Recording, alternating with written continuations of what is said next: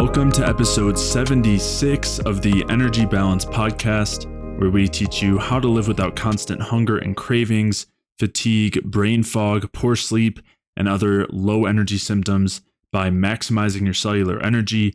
I'm Jay Feldman. I'm a health coach and independent health researcher, and joining me again today is my good friend Mike Fave.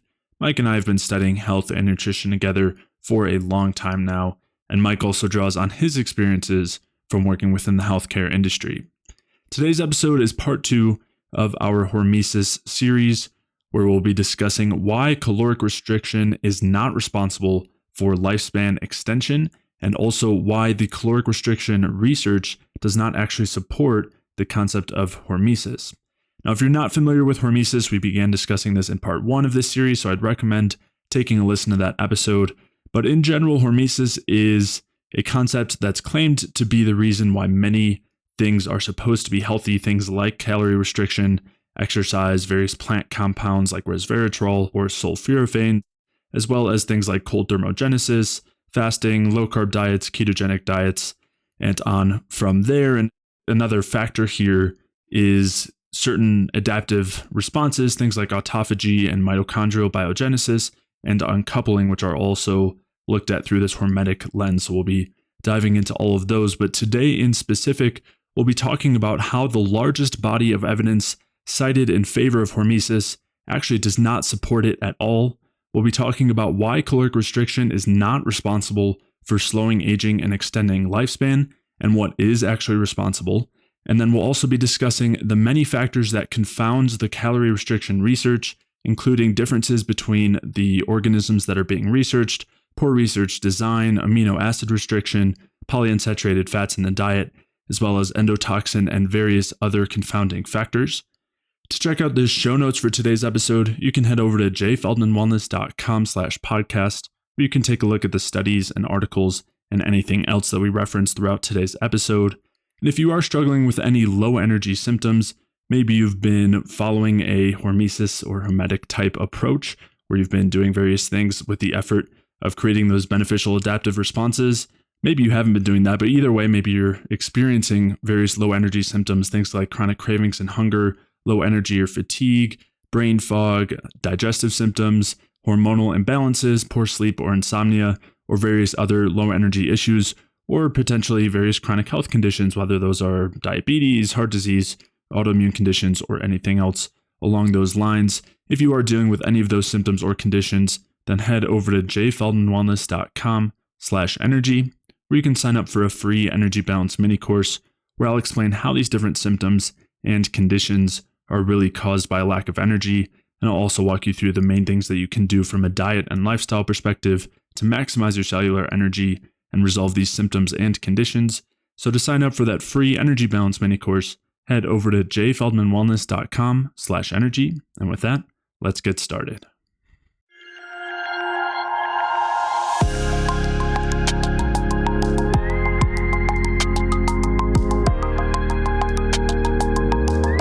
In terms of some of the physiology here, in terms of the biochemistry here of what, like, we've kind of presented it as some absurdity, because a lot of it does carry that absurdity. But there is also a lot that can be argued for people who are saying, no, like when you cause a little bit of stress, you activate all these defensive reactions. You increase your antioxidant status. You increase glutathione.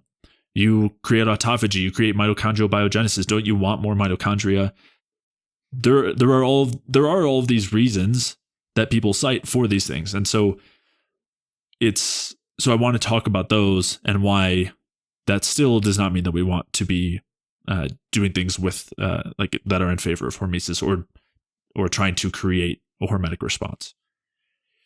So when people are discussing hormesis and the like what that damage and stress looks like, I think we alluded to this a little bit when talking about those, when going through those studies, those figures, describing that they cause oxidative stress and energy depletion.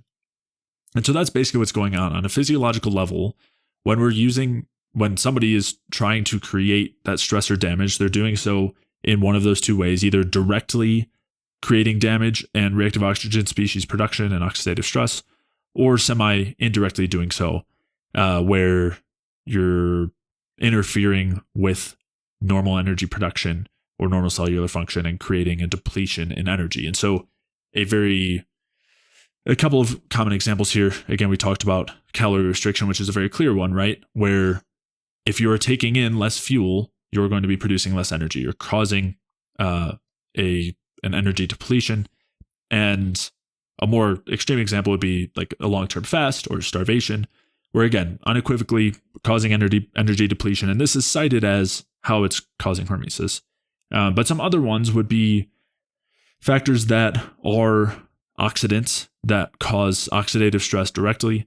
And so you have various plant compounds that'll do this. And then that will cause a reactive antioxidant response. So you have all of these pathways that get involved with those responses that because they're involved in these, and again, this is where some of that reductionism comes in, because they're involved in these adaptive responses, they're ubiquitously cited as beneficial, and their effects are ubiquitously cited as beneficial. And again, these are the mitochondrial biogenesis, autophagy, uncoupling, those sorts of things. So the process here, the kind of stepwise order is first you have the production of reactive oxygen species and creation of oxidative stress, and the depletion of energy or the depletion of energy. Generally, they go hand in hand due to the nature of energy production. And these stimulate a couple things. The oxidative stress stimulates a reactive antioxidant pathway, and that this often involves some inflammation signals like NF-kappa beta.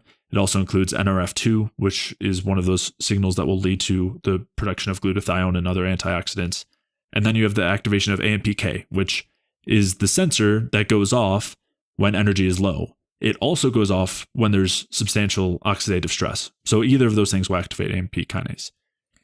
And then, as I mentioned, these will activate all of these backup pathways. It'll activate things that increase antioxidants. It will increase the NAD to NADH ratio, which is another one that people love. And we talk about too as a beneficial thing, having a high NAD to NADH ratio, because it stimulates energy production and allows you to continue utilizing glucose effectively. But other people and it's something that's associated with all sorts of health features, and a low NAD to NADH ratio is associated with all sorts of degenerative conditions. So it's recognized as one of those endpoints that you want. But the way that the NAD to NADH ratio is increased in these situations is typically through what are called NAD salvage pathways. And this involves the activation of an enzyme, which is NAMPT, which is activated by any form of stress you can come up with, which will then increase. It basically just recycles, leads to the recycling of NAD and increases the NAD availability. So the next piece there is that when you start to activate these NAD salvage pathways, you then activate the sirtuins, which everybody loves, and those are known as the anti-aging genes that you want to be turning on. And there are some others here that involve like the activation of heat shock proteins and various other things. And all of these work together to signal for increases in autophagy, increases in mitochondrial biogenesis, and uncoupling. And so this is why they're cited as beneficial, because they activate these defenses. And part of the kind of the way that this has been reverse engineered to be determined as beneficial is by doing things like calorie restriction, which is known throughout the research field as the most reliable way to increase lifespan. I think they mentioned that in that Mediterranean diet article as defense for why the Mediterranean diet works, is because it works the same way as calorie restriction, and calorie restriction is widely known as the best way to extend lifespan. And which is, again, part of why everyone's kind of jumping on this bandwagon. They all want to be like calorie restriction, and a lot of them are. So you have this research on something like calorie restriction, which is widely regarded as the most consistent way to extend lifespan and slow aging. And monkeys and rats. And yeast and nematode and flies. What about Homo sapiens? That's up for debate, but people have all sorts of ideas there. It's also up for debate, as you said, with rodents and primates too. Like you talked about the issue with those primate studies, and there's a ton of issues with calorie restriction studies that we'll get to. But I'm just trying to explain why, like some of the evidence in favor, quote unquote, of hormesis, some of those hundreds of studies in favor of it are all these calorie restriction studies where when they do calorie restriction, they see extension in lifespan in various organisms, and they see activation of all these pathways. You see high AMPK, meaning low energy. You see high reactive oxygen species, meaning high oxidative stress. You see the activation of all these antioxidant defense systems. You see the activation of all these NAD salvage pathways to increase sirtuins. You see increases in autophagy. You see increases in mitochondrial biogenesis. You see increases in uncoupling. And so you put this all together, and it's from that view, it's like, oh, well, if those things are all being seen in the most anti-aging, health-promoting intervention, then all those things must be good and be partially responsible for those effects. And sometimes they are directly responsible for those effects when you're looking at things like C. elegans, for example, but we'll get to that. So I would say that's one piece why people are all in favor of hormesis. Another one, too, is that they'll find a couple of things. So one other kind of section of research in favor of hormesis is that they find that in aging and degeneration, you see reductions in autophagy and you see reductions in uncoupling sometimes and reductions in mitochondrial biogenesis. So then that's kind of reverse engineered to say, oh, well, if there's less of those things in aging, then doing more of them must be better. That's another line of thinking that you see. And then the last one, again, is that they find that when they knock out parts of the adaptive pathway, when they say, we're going to take out the NRF2 pathway, or we're going to take out your AMP kinase activity, or we're going to take out your ability to activate sirtuins, bad things happen. Aging happens. Degeneration happens. The organism can't properly respond to stress. So again, that's another piece of logic that they say, oh, well, you definitely want to be doing all these things. You want to be activating those things because if you take them out, the organism is dysfunctional. So I would say that those are kind of the three main areas that you see in favor of hormesis, is again relying on bodies of evidence that are regarded as like long-standing truths, like calorie restriction and the pathways there. The second one being the defects in adaptation pathways that go on in degeneration, and then the last one being studies where you're seeing the manipulation of those particular molecular pathways and you're blocking them and you're seeing worse responses, worse outcomes. And so people see those things and they say, oh, well, then we definitely want to be doing these things to cause stress, because that's obviously how we got that longer lifespan and how we opposed aging and how we don't have diabetes and heart disease and all of that. So we need to be activating these pathways. Those are the keys to health. And I don't know if you want to add anything before we kind of like take those arguments apart and explain why none of those are really good reasons to be purposefully or intentionally activating these pathways. And instead, if we actually pick apart the research properly, are reasons not to do those things. Well, I was just going to jump into picking them apart. I know you were, but that's why I was waiting for it. I know. So let's talk through the problems with this view of hormesis and this idea that, activating these stress pathways with, quote, small amounts of stress or damage is beneficial. And there's a lot of different angles to consider here. I want to definitely talk through a lot of the research, outline, talk through the problems with those three things that we just mentioned, as well as some other factors.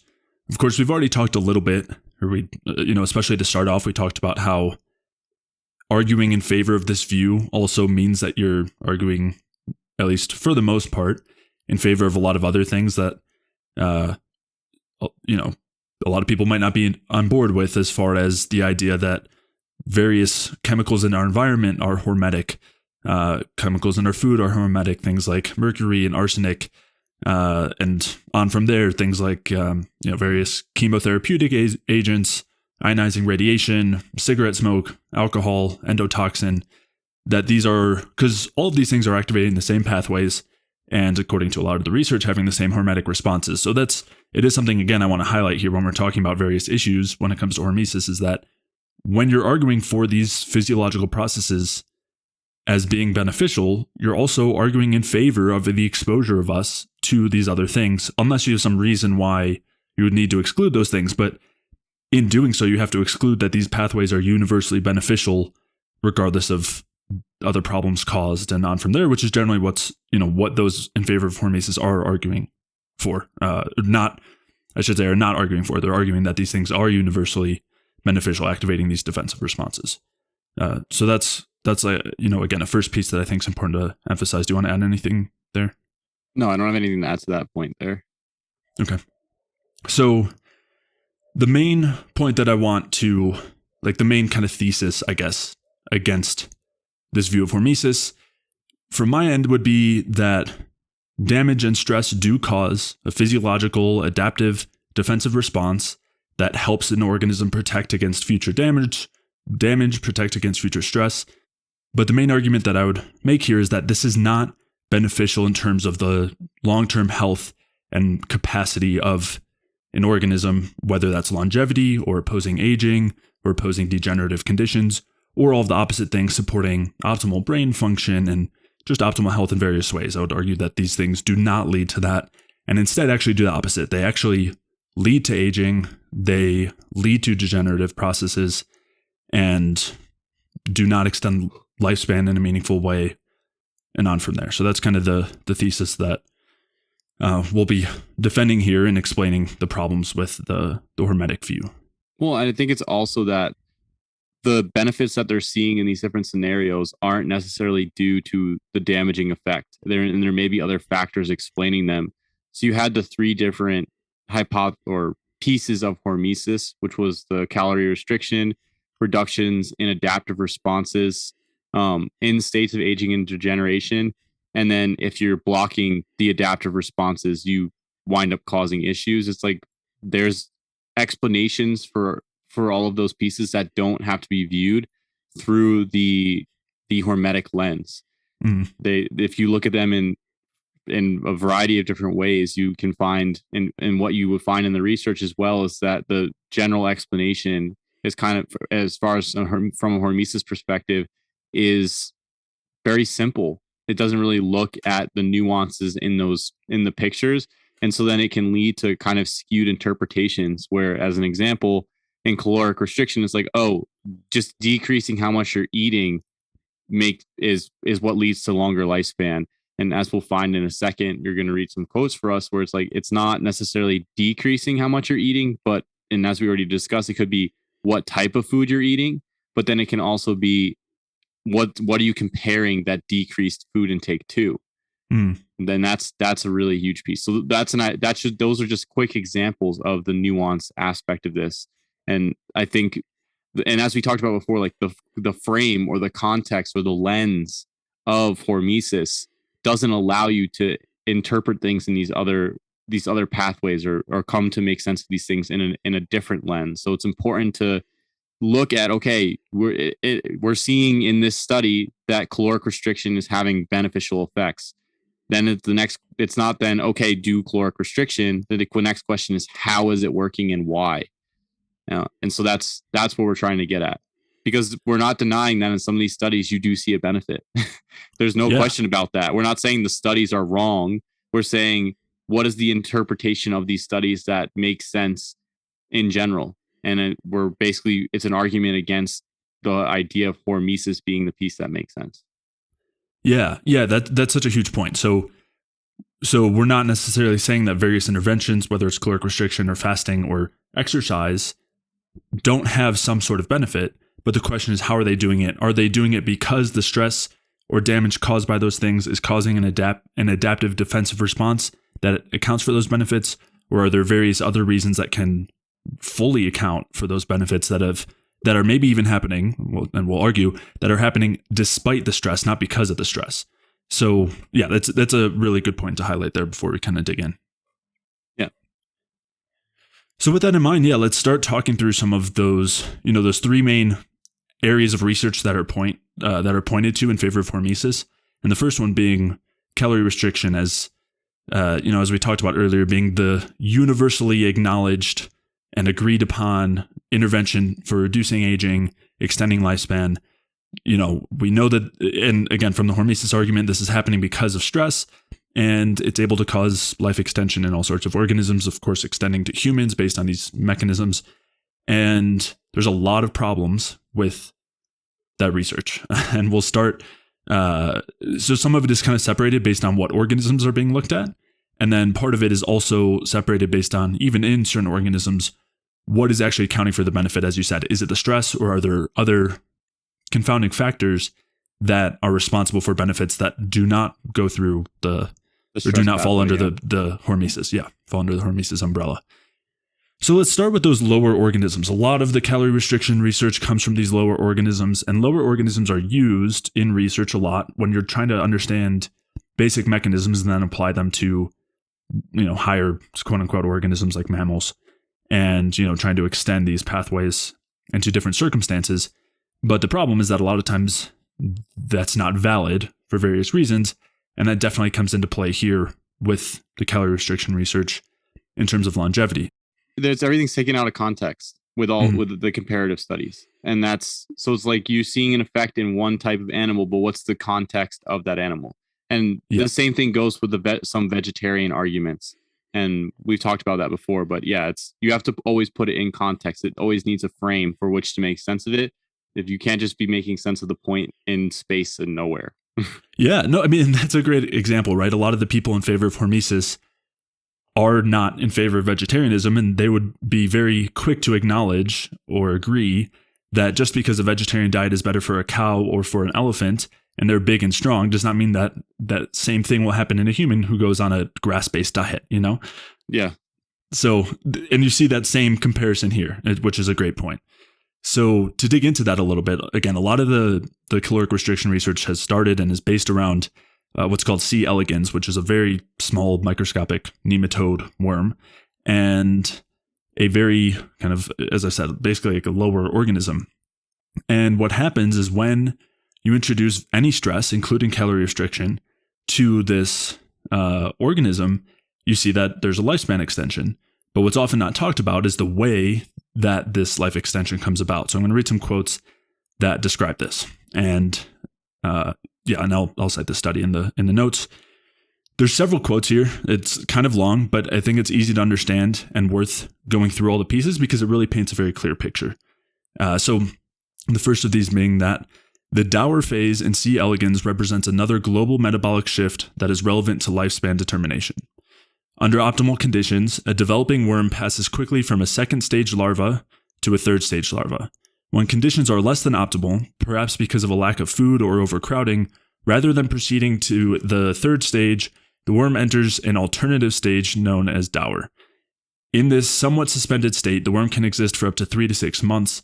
This represents a significant increase in lifespan since under normal conditions, the worm survives for less than a month. So in this first quote, we're kind of seeing the main point that we're going to get to, which is that the main confounding variable here in using C. elegans research is that they enter what's called the Dower phase, which is a hibernation state that not only prevents their development, but also is basically a suspended hibernation state, which, as we'll get to in a moment, is not really a viable living state, and significantly extends lifespan. As they said, the worm can exist for 3 to 6 months when normally the worm survives for less than a month. So you're extending lifespan by 3 to 6 times, 3 to 600%. But this is not at all comparable to other organisms that don't hibernate. And also it's not comparable to an actual extension in living lifespan. It's just a hibernation state for an extended period of time. It's like a sleeping pod in one of those sci-fi movies where you're traveling through space and you have like a decade to travel and you go to sleep in these pods and you wake up like the same age. Right. Yeah. It's like, there you go. Your lifespan's extended because you were unconscious for 10 years, Yeah. So moving on, they say, once in the Dower stage, the larvae undergo a number of morphological and metabolic changes.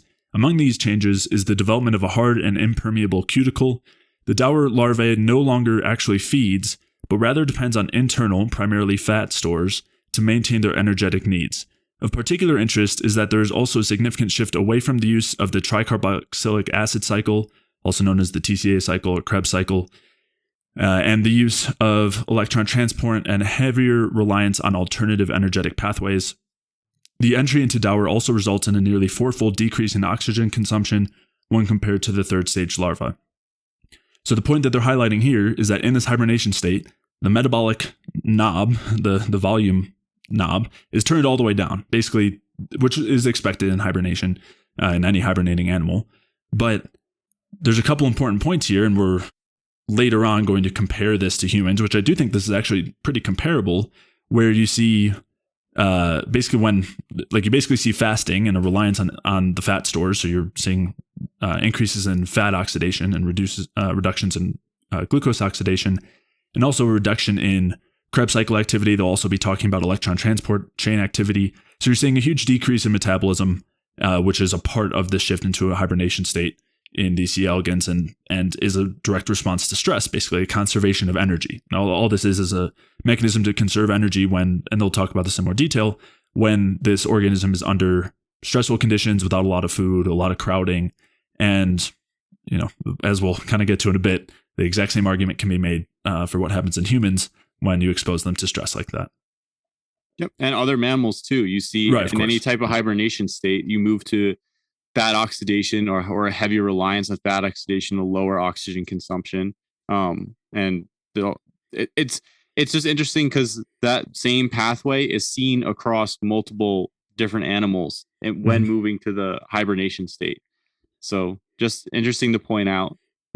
Yeah, and it's a two-way street, right? Where if you increase the fat oxidation, for example, and force fasting where you're running on your fat stores, it shifts you into that hibernation state. In the same, it functions on both pathways because you're mimicking that state. We've talked about that before, how just reducing carb intake, just restricting carbohydrates mimics a fasting state. And then we've also talked extensively about how in that starvation, I should say a starvation state, but in that fasting starvation state, you turn down that metabolic dial. And you see that hormonally. Yeah. Thyroid activity, steroid hormone production, like the reproductive hormones, and on from there. So moving on, they then say, indeed, a recent intriguing hypothesis is that a number of long-lived C. elegans mutants can be best understood by tracing the various energy-generating pathways in worms. In particular, these authors suggest that diversion away from the TCA cycle and the classical electron transport chain and toward alternative energy pathways is a common element of both the dower as well as many long-lived phenotypes. Nonetheless, in worms, these alternative energetic pathways, by reducing flux through the electron transport chain, were postulated to result in reduced reactive oxygen species generation. So they're just kind of detailing what's going on metabolically when you're turning down that clock. They're just saying that in all of these long-lived states, you're seeing less flux through mitochondrial respiration through the traditional pathways of the TCA cycle and the electron transport chain. And they mentioned that this is done to reduce reactive oxygen species generation. We'll get to that later on about how we have so many of these adaptive processes are done in this way as a defensive reaction to reduce the oxidative stress. But that comes at the cost of less energy because you're not running through these cycles. And I mean, that directly applies to uncoupling and other things that we'll discuss. I'm just laughing because it reminds me of when we were talking about the SCD1 stuff. And I know there's been a lot of questions about that, but creating ROS inside the cell so that the cell becomes insulin resistant, that is an adapt, and it's supposedly only at the fat, but that's an adaptive mechanism to supposedly stop the cell from taking in more substrate to oxidize. Right. Yeah. Exactly. Yeah. So it's kind of a juxtaposition, right? Instead of increasing metabolism, that's decreasing metabolism. Yep. All right, so the last quote from this study, just to cap off this part, they say, it's important to note that the increased reliance on these alternative pathways can often result in energetically crippled, albeit long-lived animals. Mitochondrial-based metabolism and the TCA cycle presumably evolved in large part because the ability to produce the most ATP molecules per unit of nutrient consumed. Sorry, it's because of the ability to produce the most ATP molecules per unit of nutrient consumed. Reducing an organism's reliance on such pathways may allow a worm to survive for an extended period of time in the controlled laboratory environment, but would probably place this animal at a significant disadvantage in the real world, where only the fastest and reproductively fittest survive. So again, what they're kind of pointing at, just to close that loop, is that you're shifting in this animal that we're citing for caloric restriction, increasing longevity, is entering into a hibernation state with a low metabolism, low energy production, as a defensive reaction to stress, and this would result in a significant disadvantage in the real world as opposed to a laboratory setting where this worm probably wouldn't survive. So even if you wanted to make the argument that hibernation was a good thing somehow or whatever, I mean, in the real world, they're saying that this animal wouldn't even survive then, but that's kind of beside the point, because either way, the hibernation is not the equivalent of an actual extension of livable lifespan. It's just an extension of non-livable lifespan. Yeah, and then the lifespan that the worm does have when it comes out of the dower state, they mention that it's energetically crippled. So it weakens the worm overall, even though it lives for a longer period of time. The one thing that's interesting here is you can tell the frame of the article is from a kind of neo-Darwinistic sense, because it's talking about only the fastest and the reproductively fittest survive. And then there's kind of a conflation there where they're saying the ideal places to get the most ATP molecules per unit of nutrient. And the conflation based on the I guess the flow of the quotes for me is kind of, it's the sense of like, if you oxidize more carbohydrate, you'll generate more ROS, but then you won't live as long. But that's not necessarily reality from what we've talked about before, what we've gone over before, even talking in the fatty liver series, that the better you're able to oxidize the carbohydrate at the cell, the more you can flux the electrons through the electron transport chain appropriately and generate ATP, the less ROS you're going to be generating. Whereas if you start to rely more heavily on fat oxidation, and this is something directly discussed in the SCD1 paradigm, that the more fat oxidation you have, the more ROS you're starting to generate. And then if you have any breakdowns in the flow inside the electron transport chain and at the Krebs cycle, then what winds up happening is you start getting more generation of ROS. So the state that you want to be in would be to be able to oxidize carbohydrates effectively, and so that you're generating less ROS overall. And then also you're not like, again, you don't have to rely on a backup adaptive pathway to be able to manage the ROS. And that's going to be, I think, a key point in what we're talking about here, because the backup pathways are there, like the sirtuins or AMPK and whatnot, to help manage some of the issues of not having that flow working appropriately. But then the question becomes, let's have the flow work appropriately. And you're seeing that here with the worm. It winds up going to backup pathways that cripple its energy production, and then also all of its functions, which is another piece to keep in mind there. The worm, while it's in a dour state, it doesn't eat and it doesn't reproduce and it doesn't develop any further. It stays in a suspended animation. And I think we can draw parallels to that to some extent, or at least loosely, to people who are running these types of paradigms where libido gets decreased, mood regulation gets decreased, mental function gets decreased. You start to see mood disorders and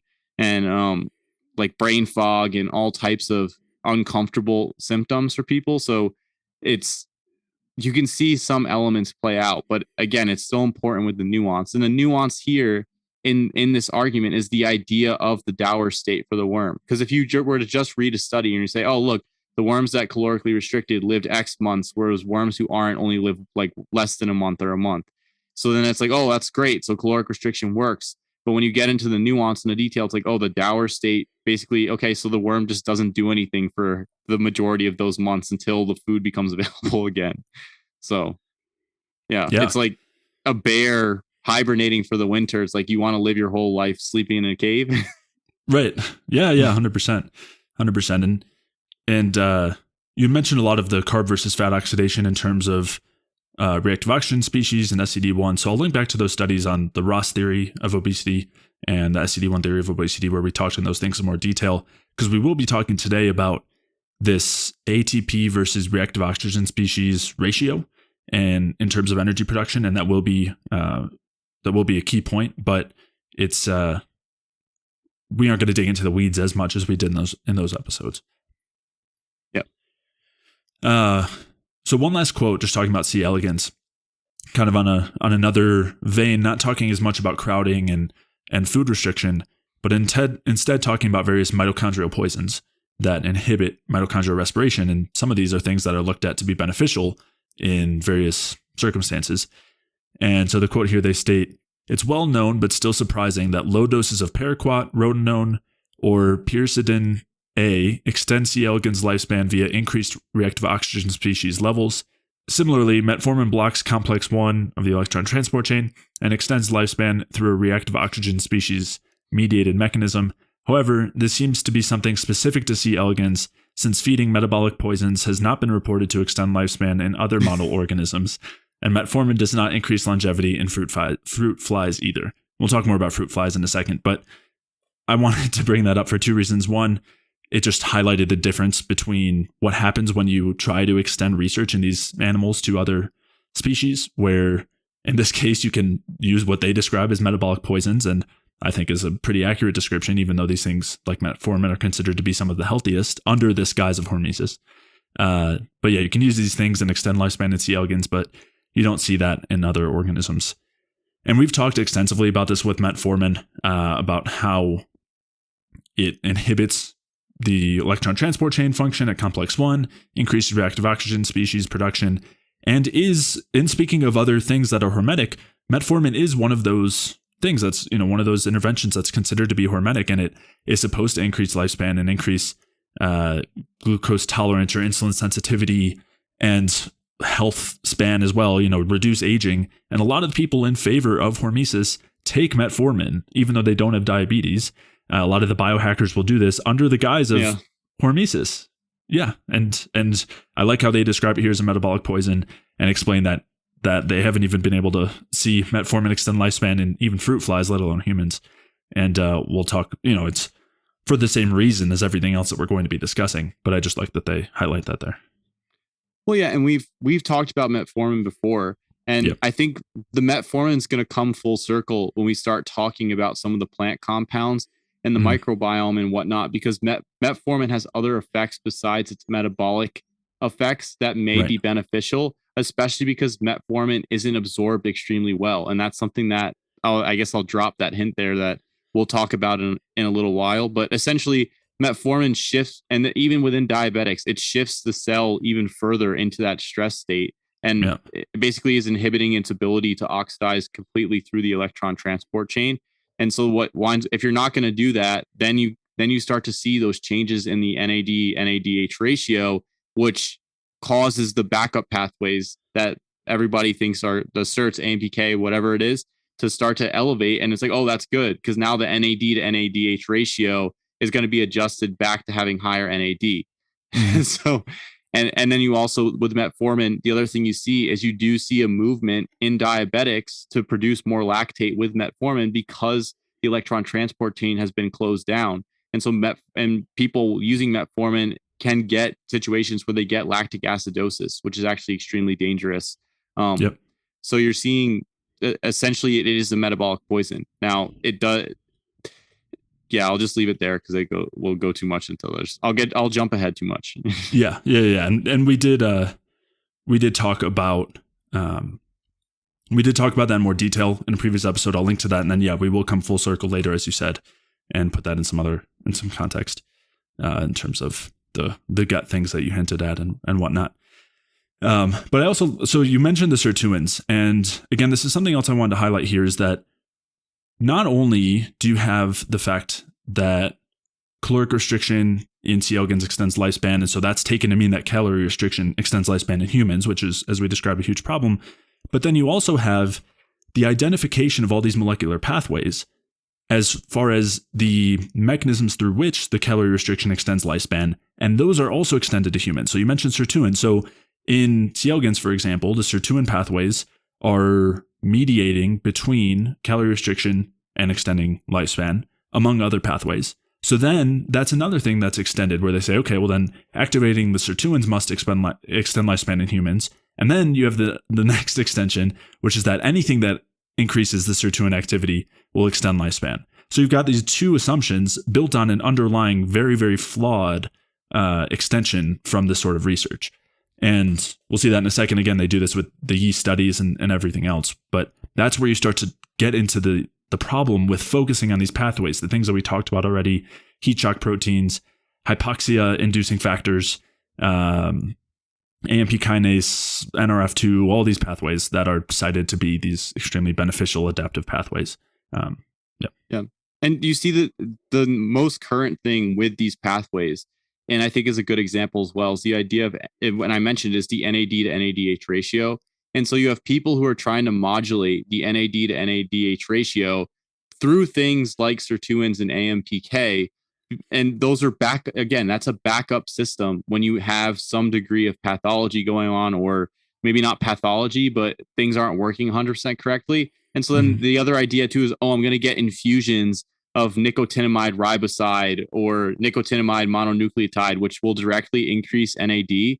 But when you look at the system as a whole, the NAD to NADH ratio is a proxy marker for how well things are fluxing through the electron transport chain. So you don't want to, my question would be, is it really that the NAD to NADH ratio is what you are shooting for in and of itself? because if it was the NAD to NADH ratio in and of itself, that was something that we were focusing on. Now, that was like the thing that we wanted to adjust. Or is the NAD to NADH ratio a proxy of the electron transport chain flow? So my assumption and my perspective is more that it's the proxy marker for flow through the electron transport chain, and trying to adjust it through these other pathways by raising these adaptive mechanisms or just giving more NAD doesn't necessarily solve the problem if things aren't flowing through the electron transport chain. And so that's just where the nuance becomes very important. And you have to be very careful, because the mechanism by which you're adjusting things if the marker is a proxy marker, it may not be the outcomes that you want. And you see that in other areas, as an example, looking at cholesterol in the blood, is the total amount of cholesterol in the blood the actual is that what you actually want to worry about? Or is the total amount of cholesterol in the blood a proxy for other things going on? And then you want to figure out what the other things are going on and fix them, and then recognize the cholesterol is just a marker, an indicator. It's telling you, hey, something's going on. The NAD to NADH ratio, hey, something's going on. And so it's like, let's fix the underlying problem so that things are functioning appropriately, instead of inducing these hormetic pathways to get this proxy marker to be where we want to be. And that's the problem, I think, with focusing too heavily on proxy markers. And I mean, it's essentially the hormetic and biohacking systems is an allopathic approach of let's look at these proxy markers and then try to adjust these proxy markers. And then if my proxy markers are within a certain level, therefore I must be healthy. So it's a bunch of conflations rather than actually getting to the root piece of what does this marker actually mean, being a proxy marker, and how can I adjust the underlying levels of that marker in the correct direction, instead of just, hey, I need more NAD, so I'm going to get infusions, $1,500 infusions of nicotinamide riboside or whatever they are. I know they're expensive every week, so that my NAD to NADH ratio is good and I'm healthy. It's the same thing too, like with glutathione infusions. It's like, I need to get more glutathione because it's an antioxidant.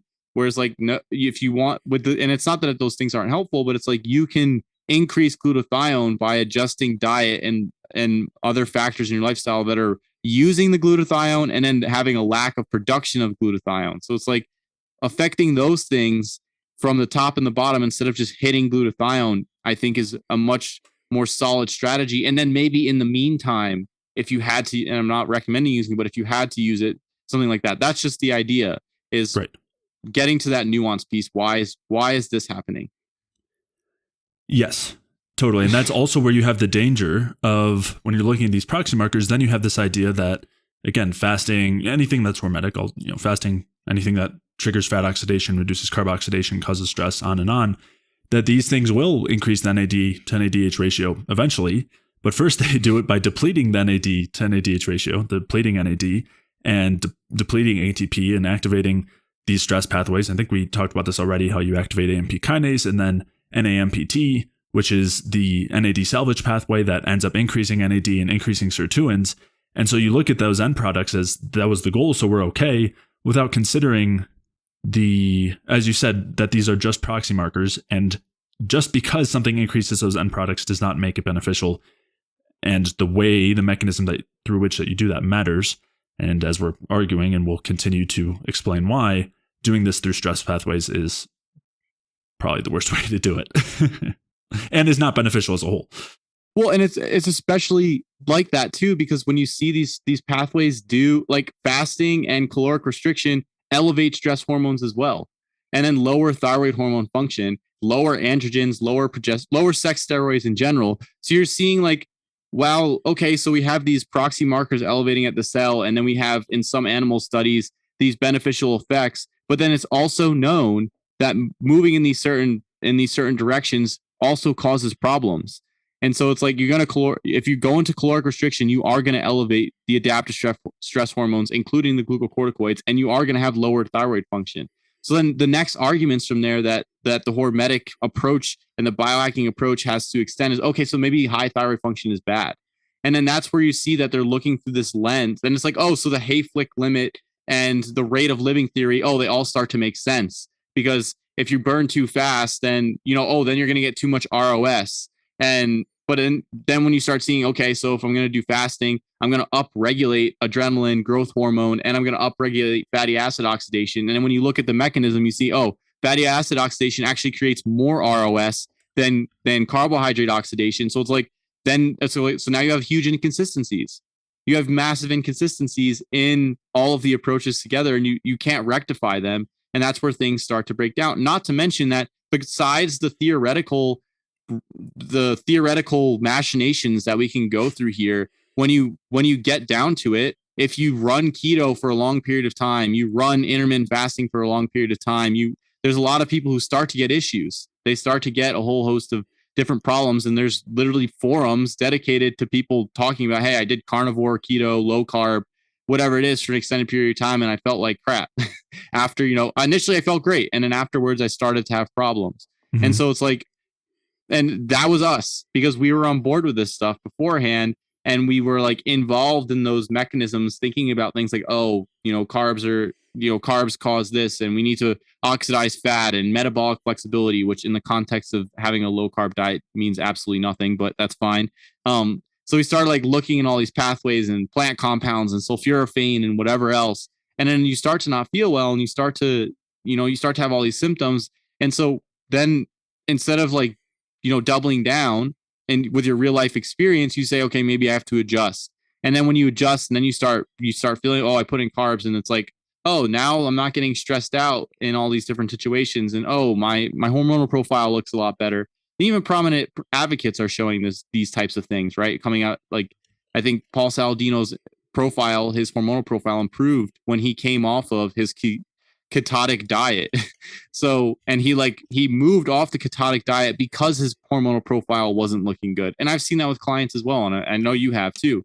So it's just, it's just, you have the real world results aren't matching what you're seeing in these studies. And that's because the nuance of the studies isn't being fully described. And so you start getting, there's a whole lot of conflation and proxy markers being used to look at things. And then it becomes befuddled. And then it's like, if somebody can talk through these obscure mechanisms with ridiculous names, then it's like, this guy must know what he's talking about. And people get, I think there's this air of like getting obsessed with the language and the terminology and all the pathways and stuff. But the whole context is thrown out the window. Yeah. Yeah, you see that a lot. I'll link back to those rate of living theory episodes. We've talked about that in the past, about why that is not a valid theory and other theories of aging that make much more sense. The rate of living theory has largely been, you could say, debunked, disproven, whatever. And so have subsequent theories. But yeah, we explain all that in previous episodes. I'll link to those. It's hard when we're talking through this not to extend this out to all those other areas, because it's so clear, right? Every single quote that we're going to be describing here is translated exactly to all those different contexts. So let's dig back into the research and see what we can get through before we zoom back out. So on to the next lower organism we talked through, C. elegans, the nematode. And one of the next ones to discuss is yeast. And yeast is another organism that's used in a similar way, but there are reasons, again, for why we should not be extending that calorie restriction research that shows longevity, or that shows increased longevity in yeast, to other organisms like humans, and what confounding factors there are. So this quote states, similarly, in yeast, a simple reduction of available glucose in the media results in life extension. This paradigm has been used as a model of calorie restriction, caloric restriction, and experimental evidence suggests that life extension under these conditions requires the NAD-dependent D-acetylase SIR2, or the SIR2N2. It has also been shown that caloric restriction activates SIR2 activity, although the precise details remain controversial. More relevant to our discussion is that this particular yeast appears to shift their utilization from glucose from fermentation under normal conditions to predominantly mitochondria-based aerobic respiration when glucose is limiting. This metabolic shift results in an increase in overall oxygen consumption. In yeast, therefore, caloric restriction leads to longer life, but presumably higher metabolic rate. So we're seeing, again, some opposite effects here from what you're seeing in other organisms. And this has to do with the the fact that yeast tend toward fermentation as their kind of basic state when they have glucose available. But the restriction of these things shifts them into a stress state, which for them ends up being more aerobic based.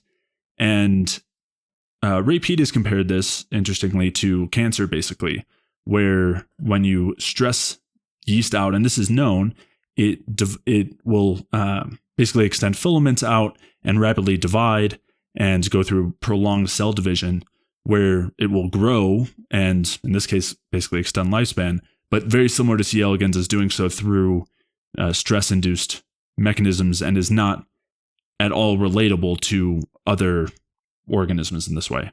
It's not representative of what happens in other organisms. Yeah, so essentially when the yeast have an excessive amount of glucose availability, they will shift towards lactic acid fermentation, or I guess it's alcoholic fermentation for yeast. Yeah. And so essentially they're burning through the carbohydrate and getting less amount of energy per unit. However, when they have decreased access to glucose, they shift towards the aerobic respiration, which provides them with more ATP per unit of glucose that they have, more ATP per unit of glucose that they have, and it also increases the metabolic rate, or they're essentially generating more ATP under less with less glucose availability, which kind of makes sense to some extent if you think about it for yeast.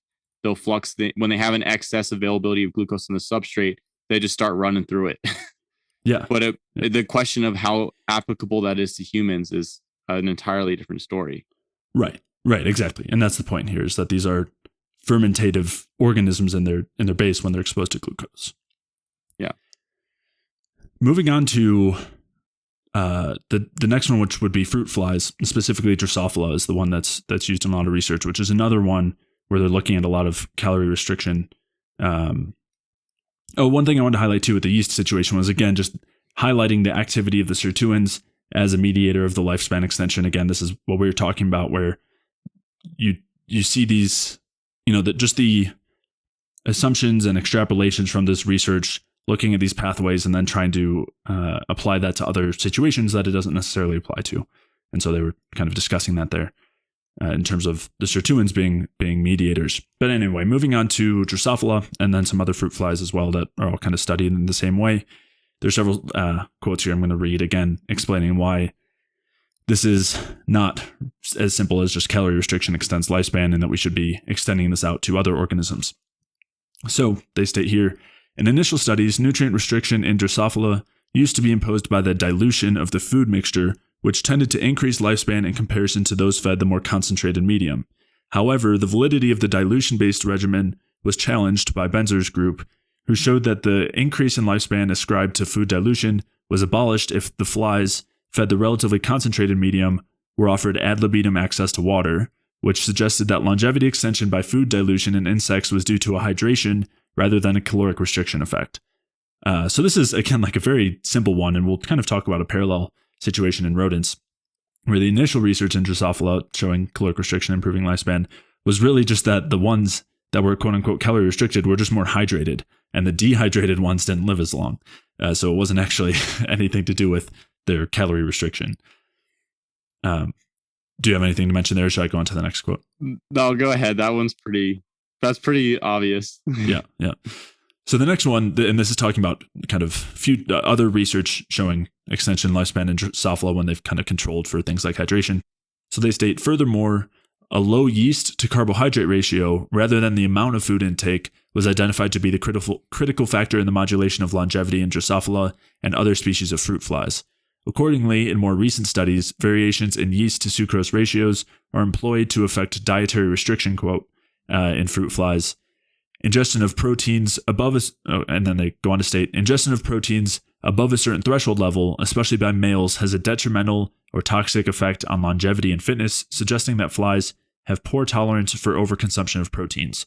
Just to add some context real quick before we go on, they're feeding the flies yeast and various forms of carbohydrates. They're talking about sucrose, and the yeast is the protein source here. So what they're talking about is that it's the ingestion of the proteins and the reduced carbohydrates that is the problem, and that causes lower lifespan in these organisms. And so that's kind of a mediator for the dietary or caloric restriction. So then they go on to say, interestingly, it has been reported recently that the longevity of ad libitum fed mice also is prolonged by a diet that is low in protein and high in carbohydrate content. And then they go on to say that the author's main contention was that longevity extension of ad libitum fed animals is achieved by alteration in the ratios of the macronutrients rather than the amount of calories. So that's talking about the rodents. We'll get back to that in a second. But just to highlight here again with the fruit flies, that what they were saying here was that an adjustment of the macronutrients, basically, where less protein and high carbohydrate supported extended lifespan, and it was not the calorie restriction that was responsible. Again, just talking through these confounding factors here, where some people, especially initially, are extrapolating from this research saying, oh, it was just calorie restriction. If we calorie restrict any other organism like ourselves, we'll live longer. When in reality here, it was because of a reduced protein intake and higher carb intake.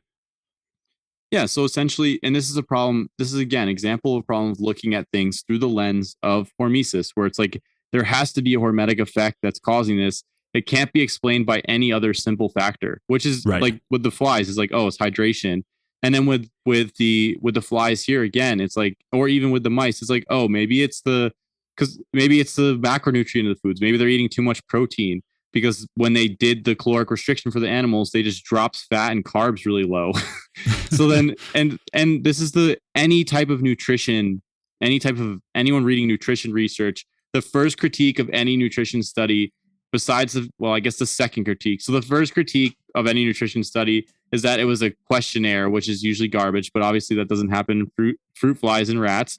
But the second main critique is like, oh, but they changed so many factors in the diets, because it's kind of hard to control all the variables. And as we'll continue going, and you'll see across all the different species, rats, geese, monkeys. I think we talked about the monkeys previously. But when you look across all these different studies, what you wind up seeing is that it's adjustment of other factors. So whether they're having too much protein in the diet, and we've talked about having too much methionine or not enough methionine to glycine causing problems, or whether they're just eating like a pure crap diet, where we talked about in the monkeys, they gave them corn oil and sucrose in one caloric restriction study, and the ones that ate less corn oil and sucrose lived longer.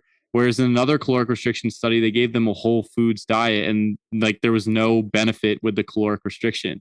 And now here again, now we're seeing with rats and mice and all this type of stuff, that if you give the mice what was it? It was too much protein in their diet, they didn't do as well. Whereas if they had more carbohydrate, and then the same deal with the fruit flies. And then with the worms, it was like the caloric restriction led to actually negative effects considering the dour state. And then also with the flies, if you dehydrate them, they don't live as long. So like all of these are kind of like, to some extent, no shit type of things. Like if you dehydrate, if somebody lives their whole life dehydrated, they're probably not going to live very long. And then there's also the protein stuff is maybe a little separate, but it's there's other studies that have, and it's known even within the hormesis field, that too much methionine or certain amino acids can actually lead to decreased lifespans. Now, it doesn't mean to go severely decrease methionine, because there was negative side effects of not having enough of those proteins, despite living a longer lifespan. So again, yeah, that's just, there's other mechanisms besides hormesis here at play. And it's like, we need to parse all of that out before everybody starts eating 1,000 calories a day. Yeah, absolutely. And then just you mentioning that made me think of how another piece that you see here is you have all these assumptions that calorie restriction was what created these benefits. And then, as you said, the assumption is that's because of the stress and on from there. But then you have these situations of epidemiological research in humans where they're looking at people in various cultures and always pointing to this idea that they're calorie restricted, and that's why they're healthier, whether it's Mediterranean diet, so to speak, or the Okinawans or whatever it is. They always point to this idea of calorie restriction because of this assumption built on all this research and ignorance of these confounding variables that really make it clear that it's not about the calorie restriction. Yeah, and in all like the blue zone studies and all these so like I think there's the Okinawans, there's a spot I think in Costa Rica Yep. There's the Sardinians, and then there's the Abkhazians, the people of the Caucasus Mountains of, I think, Georgia and Russia, and they all eat like pretty like different diets, but there's discrepancies about the discussion of the various elements of their diets in each area.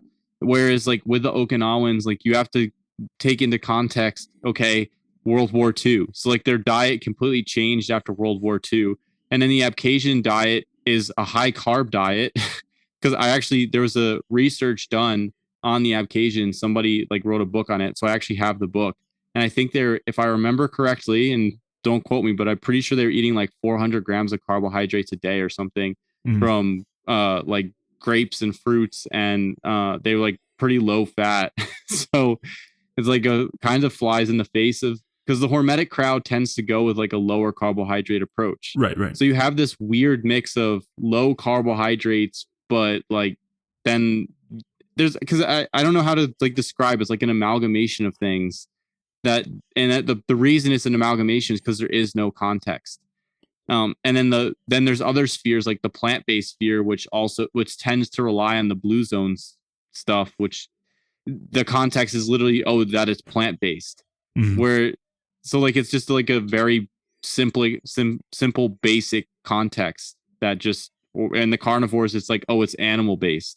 It's like no kind of like grand underarching theory to try and bring all the pieces together, just kind of a mix of random things here and there, or a really simple idea that just extremely basic, just out of nowhere, like, it's all animal foods, period. It's all plant foods, period. Yeah. So, and that's, I'm bringing that up because that's a big comparison to the bioenergetic perspective, which actually has like an in-depth grand arching I guess hypothesis that can unify these different elements and make sense of them. Yeah, absolutely. I'm going to circle back to some of the research in terms of some of the higher organisms now. So you were touching on a little bit of it with rodents and the amino acids. We'll talk about that, and then also some of the primate studies as well. So within the rodent studies, there's a lot of different factors to consider, and we have talked about these in those episodes talking about aging. And the reason for that is because a lot of these are not considered when you're looking at, with all the rate of living theory ideas, and in this case, the Hormesis ideas as well. So there's several confounding variables. The last study we were talking about regarding the fruit flies, the Drosophila, explained one of the factors here with the macronutrients, just talking about how just having a lower protein and higher carbohydrate diet is enough to extend lifespan. And you see that you had mentioned this in terms of amino acids as well, where you don't even necessarily need that, but if you just restrict methionine, and then also cysteine and tryptophan can be considered there as well. If you restrict those types of amino acids, that will extend lifespan on its own. So again, you see this situation where caloric restriction is not even necessary. You just can restrict these amino acids, and you see the same extension in lifespan. And then you don't even have to restrict those amino acids either. You can just add glycine to balance out that glycine to methionine ratio, and that mimics the same methionine, quote methionine restriction, which extends lifespan. So this is just another situation where a huge confounding variable here when you're looking at calorie restriction is that it naturally restricts amino acids like methionine. But if you just restrict those amino acids, you don't actually need to do any calorie restriction, and you have the same extension in lifespan. We've talked about that before in a little more detail. Is there anything you want to add there before we talk about some of the other confounding factors? No, go ahead. Okay. So that's one that's talked about a lot, those amino acids. But one that, there's a couple that are not talked about as much, but one in particular is this whole ad libitum idea, or not idea, but confounding variable. And so what ad libitum means, ad libitum feeding, is that this is animals that are free to eat as much food as they want. And so there's a quote from the study discussing how this variable affects the calorie restriction research. And they state that a further misgiving is that the control animals in these studies, fed ad libitum, become overweight and prone to early onset of diseases and death, and thus may not be the ideal control animals for studies concerned with comparisons of longevity. Re-examination of body weight and longevity data from a study involving over 60,000 mice and rats conducted by a National Institute on Aging sponsored project suggests that calorie restriction related increases in lifespan of specific genotypes is directly related to the gain in body weight under the ad libitum feeding regimen. In other words, like a way to summarize that is that the calorie restriction didn't increase longevity, but instead the ad libitum feeding shortens longevity. And so when you're comparing what they describe as overweight and animals that are prone to early onset of diseases and death with calorie restriction, of course, calorie restriction will look better. Any intervention is going to look better because you're comparing it to shortened lifespan, essentially. So, yeah, it's a huge confounding factor that, again, is another one that completely negates a lot of the calorie restriction research, at least in terms of calorie restriction, and especially Hormesis offering the benefits, but instead just pointing to mice and rats. The ad libitum was the problem. Yeah, under ad libitum feeding of terrible food, vegetable oils and refined, cornstarches and sugar and on from there being a problem, which I think no one's arguing with. So essentially it was ad libitum was the issue. The animals were getting fat and obese and developing metabolic syndrome because they were fed ad libitum crap diets. And then, so it's like, obviously the other group was going to look better.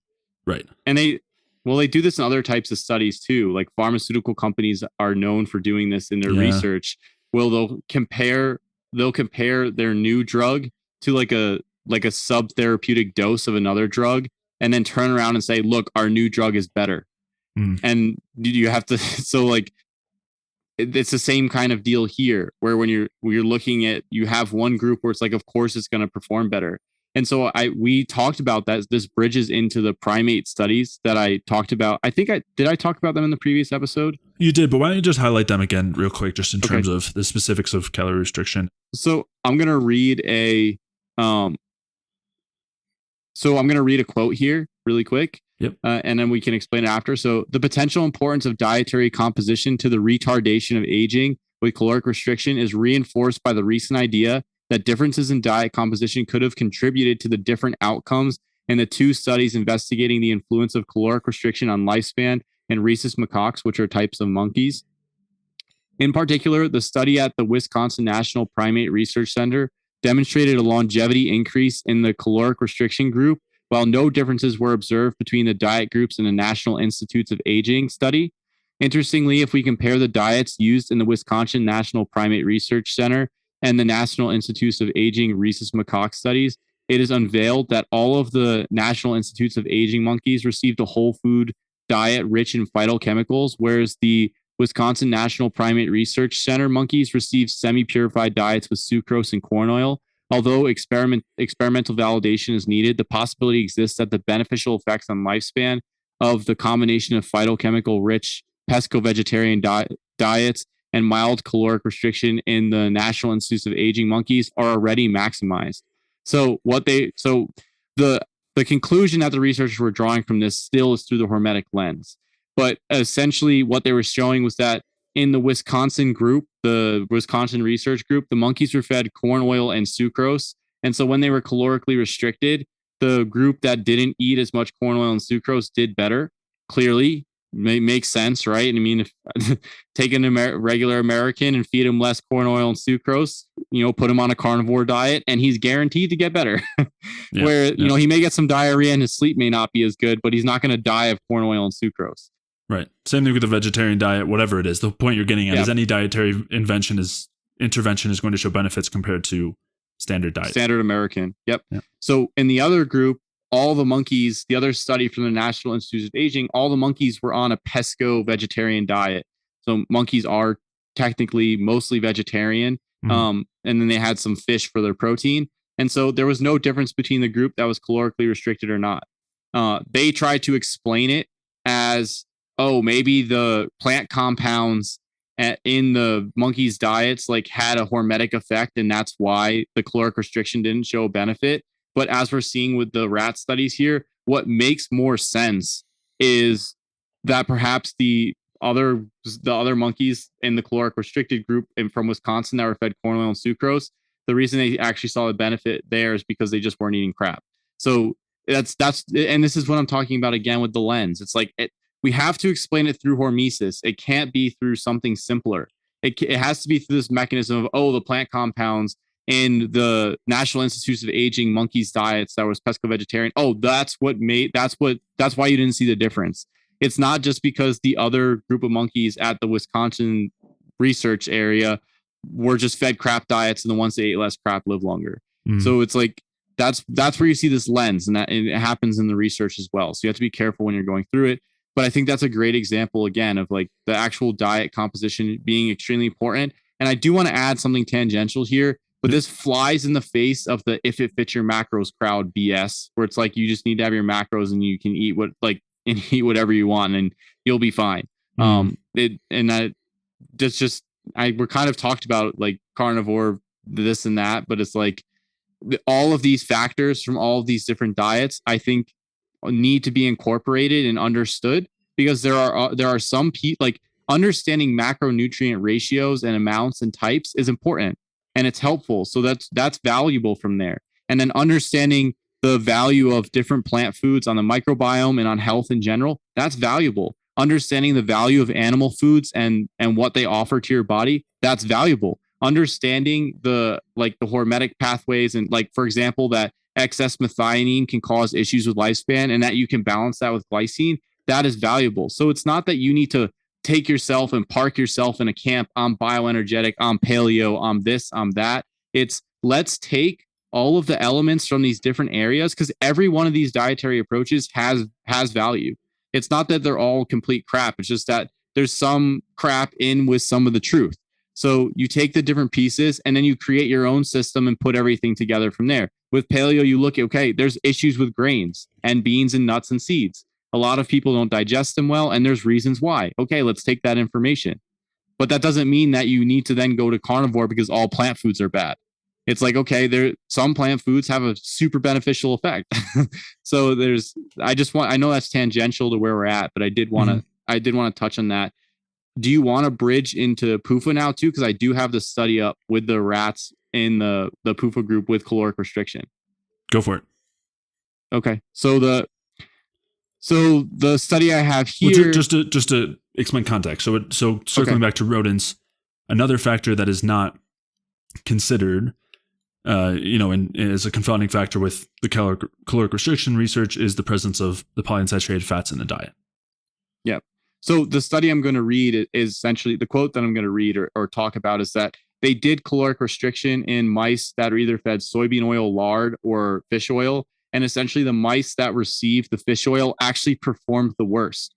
And it was related to increased peroxidative stress at the cell, which we've talked about before with polyunsaturated fats.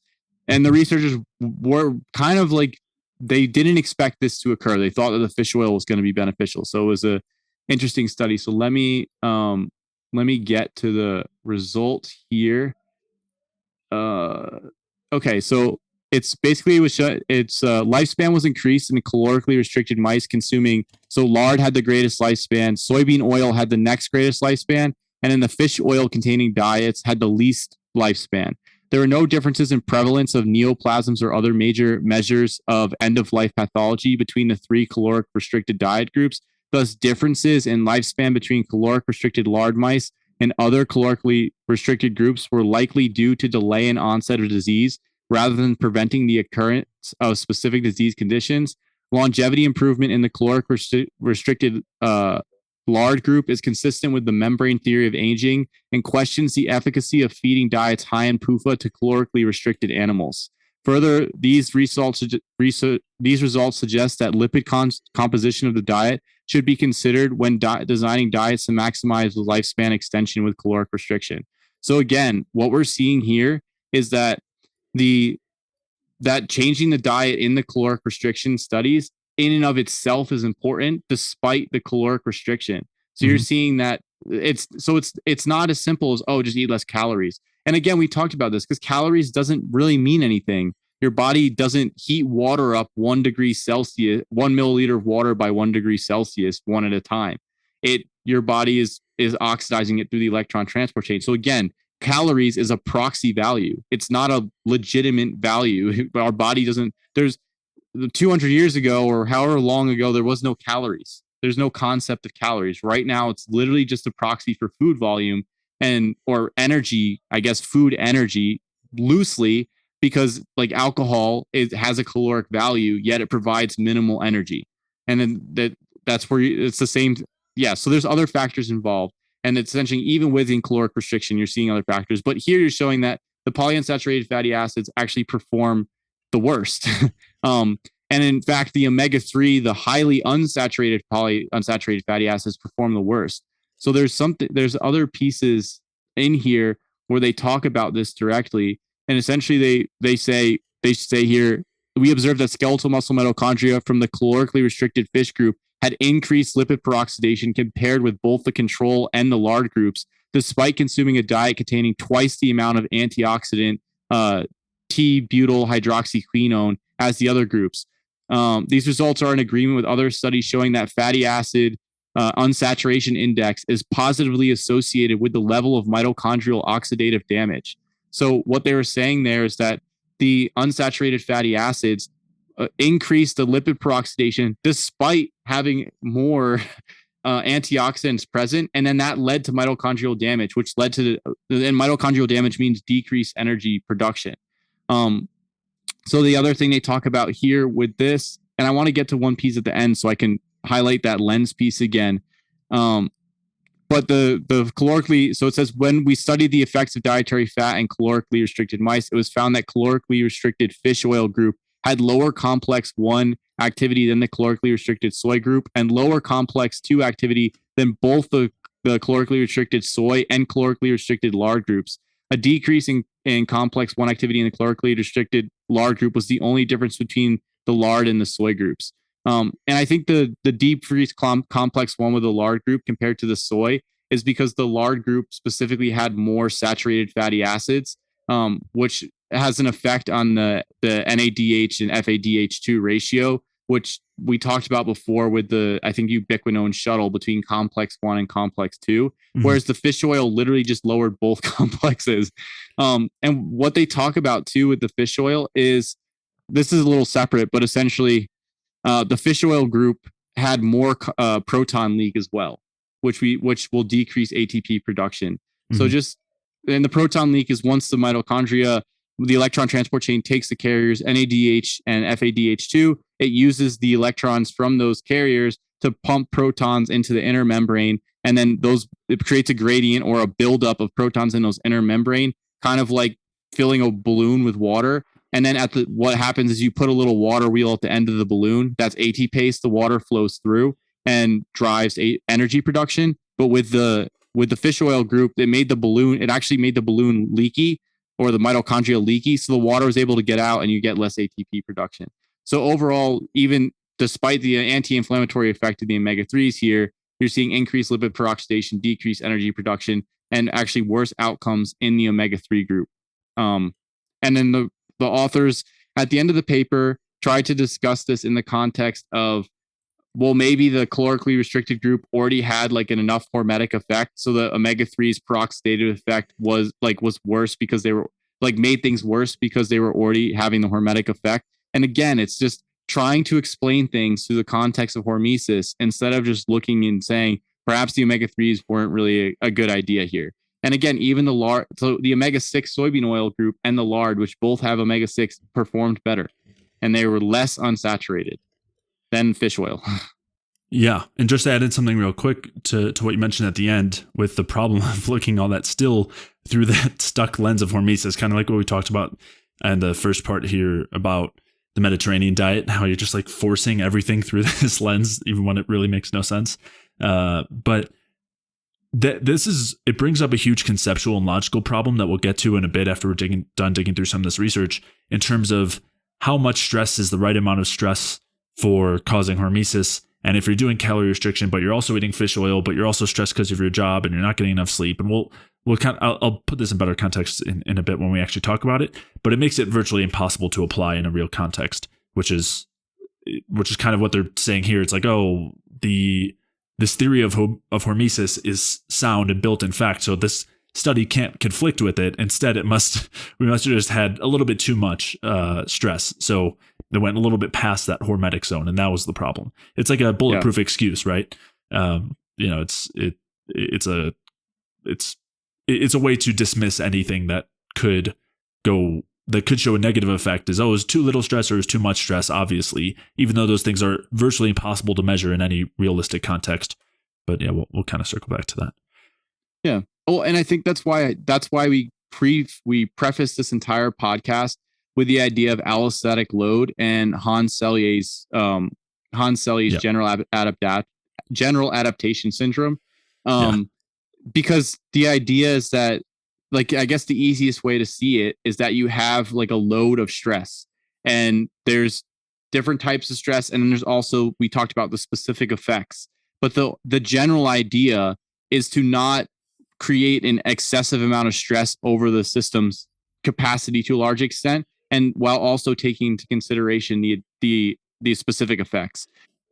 Yeah. But that, I just want to clarify, that doesn't mean that there is a right zone of stress that is hormetic. It just means that more stress, the worse, essentially.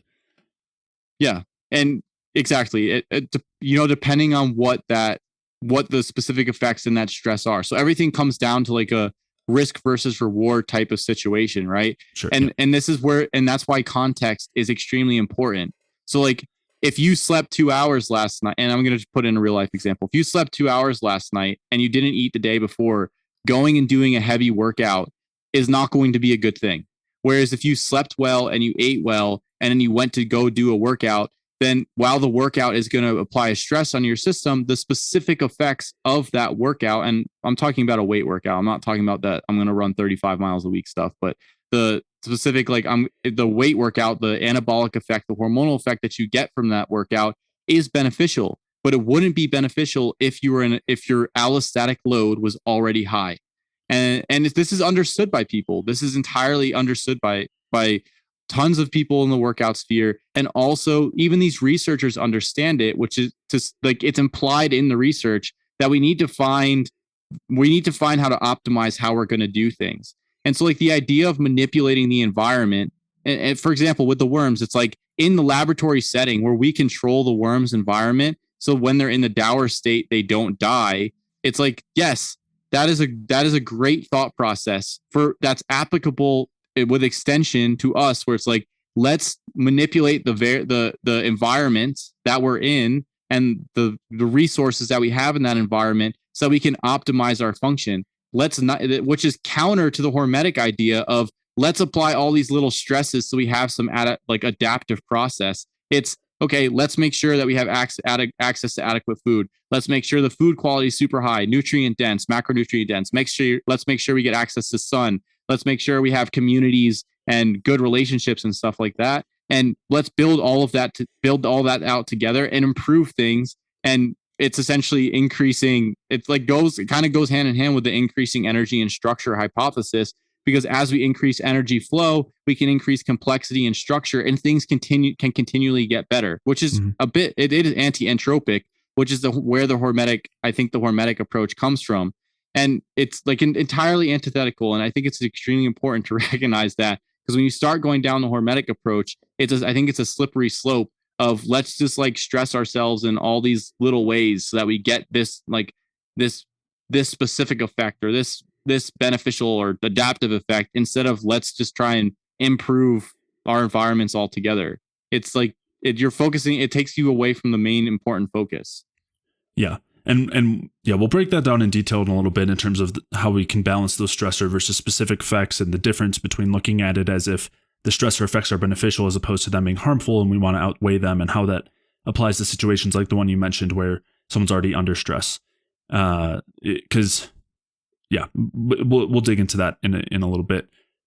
I wanted to add a little bit more context also to what you had mentioned in terms of this PUFA study and the calorie restriction.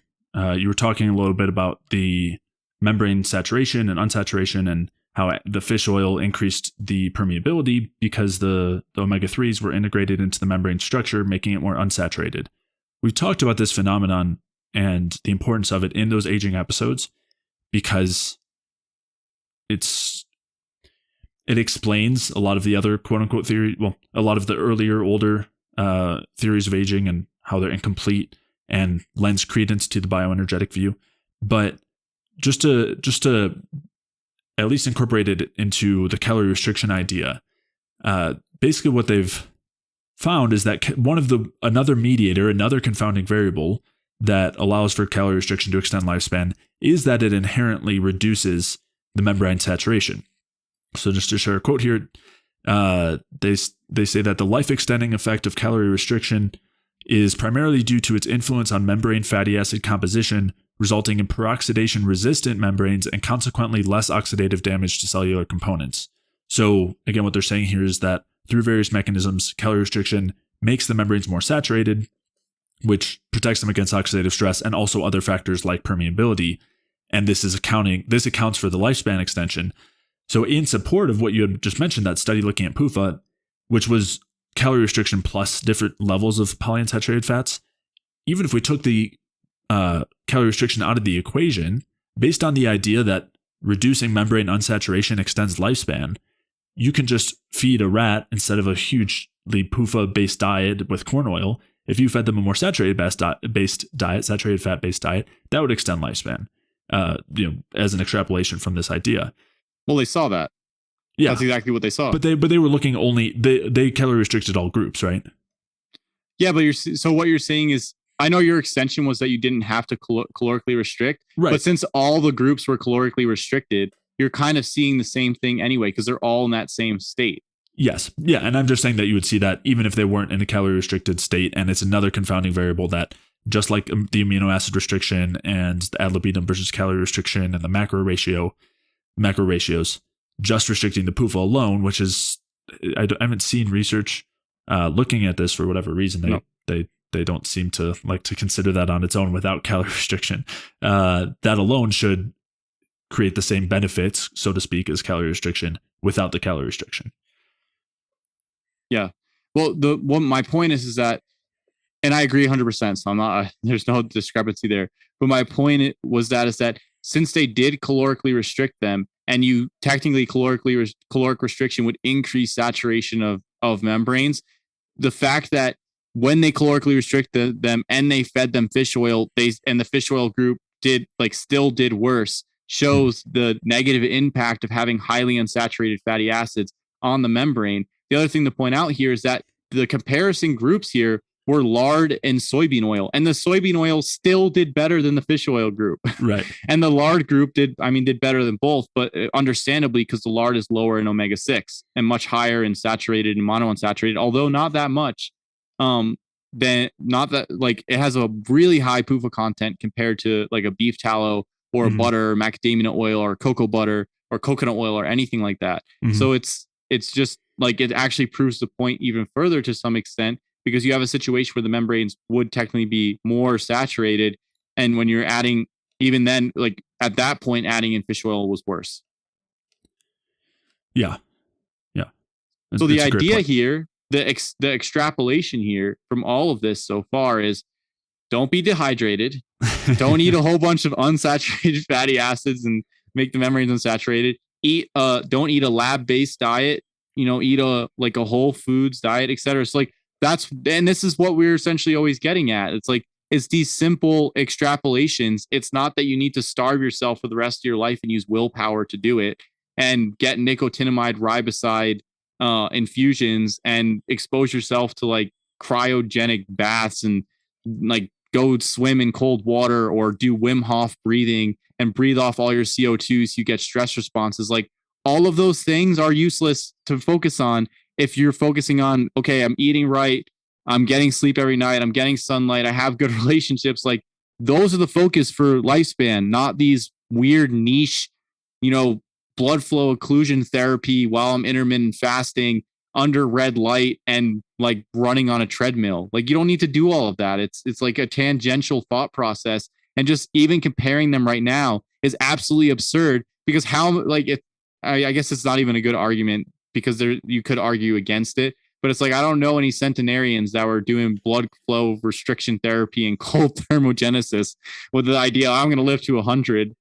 It's not a solid argument, so I won't go there. But yeah, it's kind of the whole that's the thing itself just seems absurd. I think if you were to tell a 5-year-old the difference, be like, I just want to have my chicken nuggets with ketchup. Yes.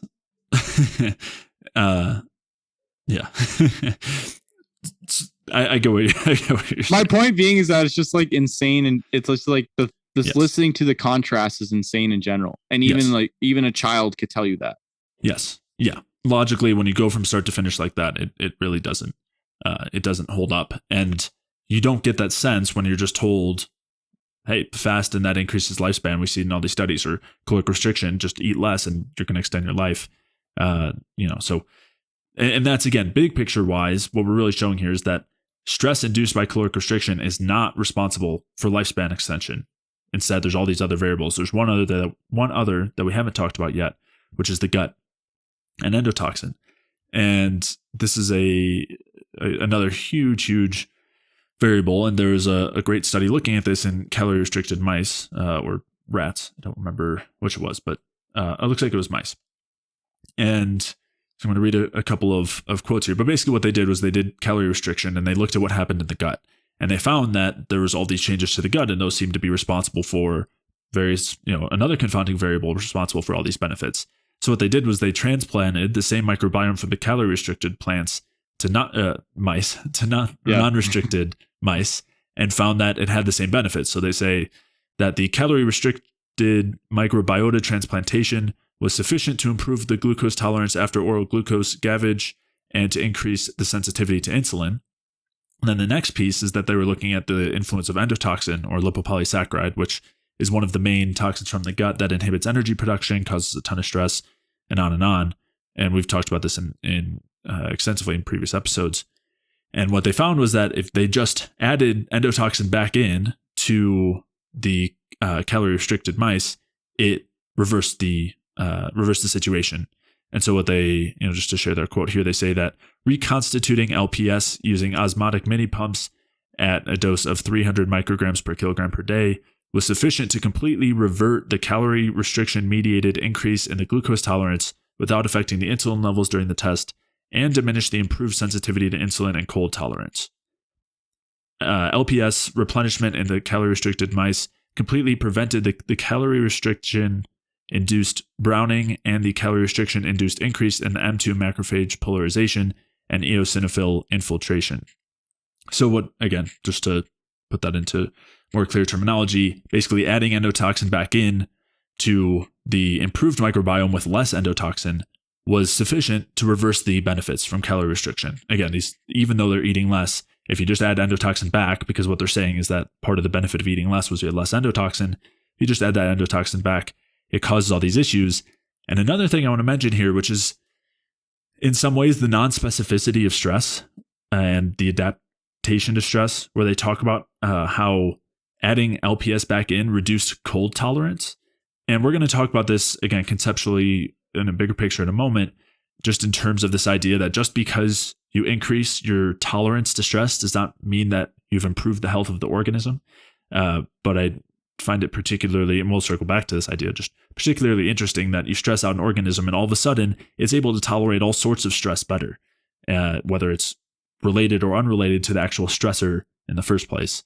In this case, you're seeing the stressor of calorie restriction, food restriction, energy restriction, and then you're seeing it you're basically seeing cold improvements in cold tolerance because of that stress. But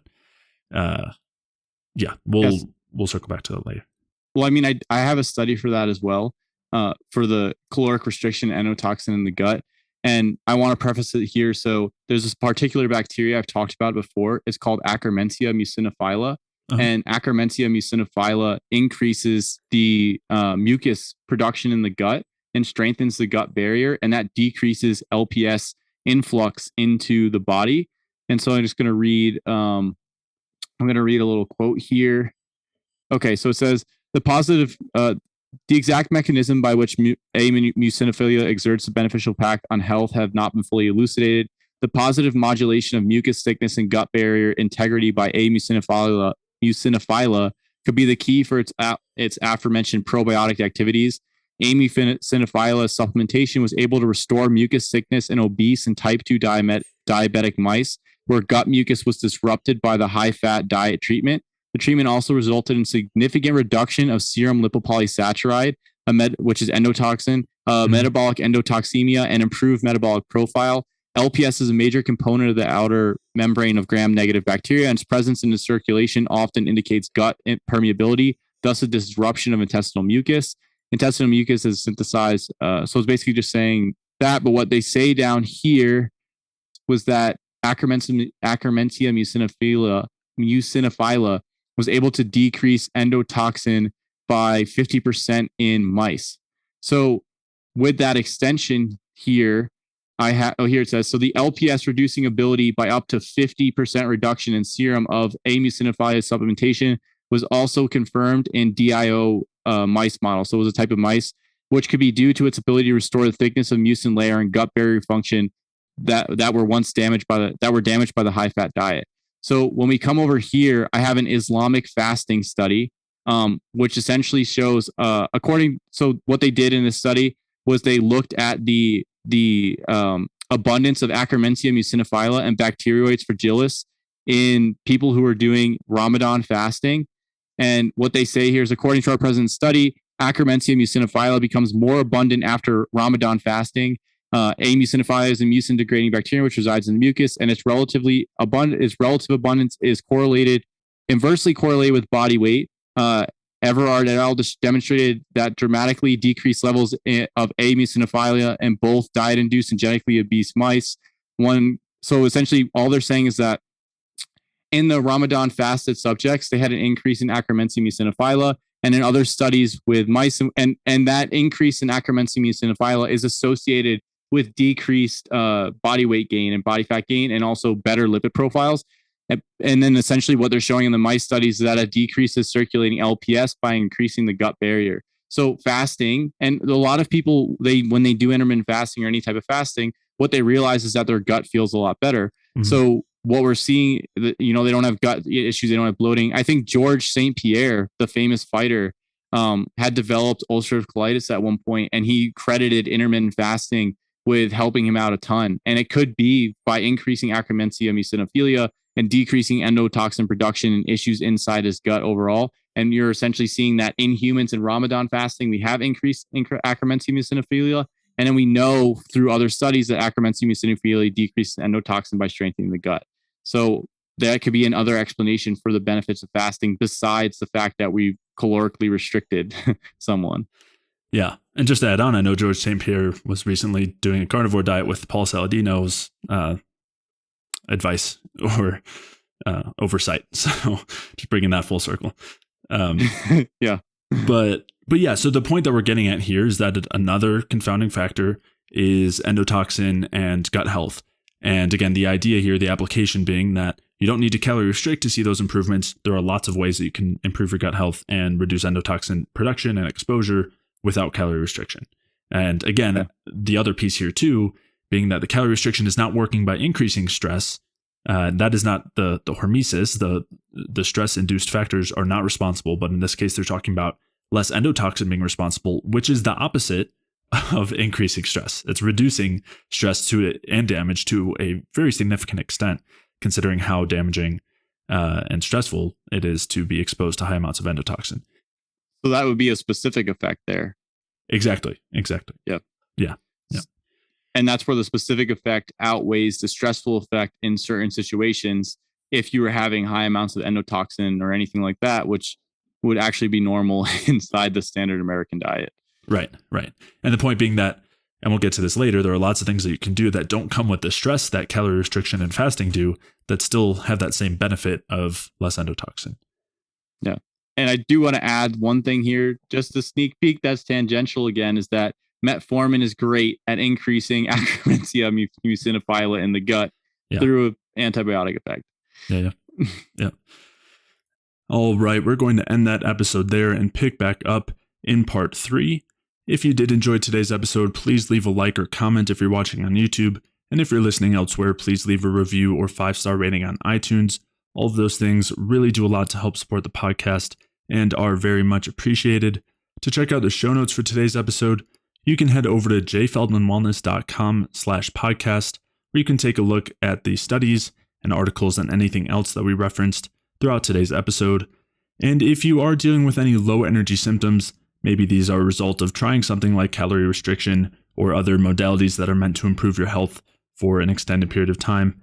Or maybe not, but either way, if you are dealing with any low energy symptoms, things like chronic cravings and hunger, joint pain, fatigue, weight gain, digestive symptoms, hormonal imbalances, brain fog, insomnia, or anything else along those lines, or if you're dealing with any chronic health issues, again, things like autoimmune conditions, diabetes, heart disease, or anything on from there, then head over to jfeldmanwellness.com/energy, where you can sign up for a free energy balance mini course, where I'll explain how these different symptoms and conditions are really caused by a lack of energy, and I'll also walk you through the main things that you can do from a diet and lifestyle perspective to maximize your cellular energy and resolve these symptoms and conditions.